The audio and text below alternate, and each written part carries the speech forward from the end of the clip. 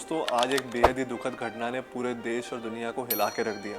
अहमदाबाद से लंदन जा रही एयर इंडिया की फ्लाइट AI-171 उड़ान भरते ही 1 मिनट के अंदर मेडे का कॉल देके एयरपोर्ट से कुछ ही दूर बेगानी नगर के PGMC नाम के मेडिकल कॉलेज की बिल्डिंग से टकरा गई। इस दुखद घटना में 200 से ऊपर लोगों के मारे जाने की आशंका है। इसमें पैसेंजर्स, क्रू मेंबर्स और लोकल्स भी हैं जो उस बिल्डिंग में उसके आसपास उस दौरान हादसे के थे। गुजरात के पूर्व मुख्यमंत्री श्री विजय रूपानी जी भी इसी प्लेन में सफ़र कर रहे थे जो अब हमारे बीच में नहीं रहे। इस हादसे की जांच directorate general of civil aviation यानी DGCA कर रही है।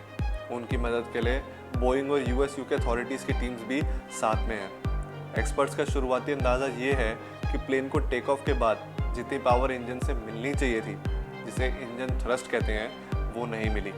इसी वजह से प्लेन ऊपर उठने के लिए ज़रूरी लिफ्ट ही नहीं बना पाया। प्लेन की ज़्यादा से ज़्यादा स्पीड भी सिर्फ 174 नॉट्स तक पहुंची, जो टेक ऑफ के टाइम के लिए काफ़ी कम है। रिपोर्ट्स ये भी कहती हैं कि पायलट्स ने प्लेन की नोज़ को ऊपर करके हाइट लेने की कोशिश की, लेकिन जब लिफ्ट ही नहीं थी तो प्लेन नीचे ही आता गया। सर्वाइवर विश्वास कुमार रमेश बताते हैं कि कैसे एक लाउड नॉइज़ हुई एंड प्लेन नीचे उसके बाद क्रैश हो गया। सब कुछ इतनी जल्दी हुआ कि कुछ पता ही नहीं चला कि हो क्या रहा है। आँख खुली तो आसपास सिर्फ आग और बॉडीज थी। इन्वेस्टिगेशंस इस बात पे भी ध्यान दे रहे हैं कि क्या टेक ऑफ के लिए प्लेन सही तरीके से सेट किया गया था, खासकर से स्लैट्स और फ्लैप्स की पोजीशन, जो कम स्पीड पर लिफ्ट के लिए बहुत इंपॉर्टेंट होते हैं। कहीं कोई बड़ा इंजन फेलियर तो नहीं हुआ या फिर दोनों इंजन्स में बर्ड स्ट्राइक जैसी कोई चीज़। इस एंगल से भी जाँच हो रही है।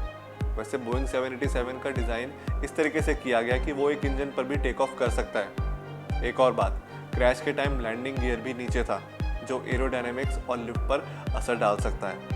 बोइंग 787 ड्रीमलाइनर मॉडल का ये पहला ऐसा हादसा हुआ है जिसमें किसी की जान गई है। पायलट्स ने मेडे कॉल किया था, इससे ये बात तो साफ है कि उन्हें पता चल गया था कि कोई बहुत बड़ी इमरजेंसी है और वो प्लेन को बचाने की पूरी कोशिश कर रहे थे। लेकिन शायद लिफ्ट और हाइट इतनी तेज़ी से कम हुई कि उन्हें संभालने का ज़्यादा टाइम ही नहीं मिला।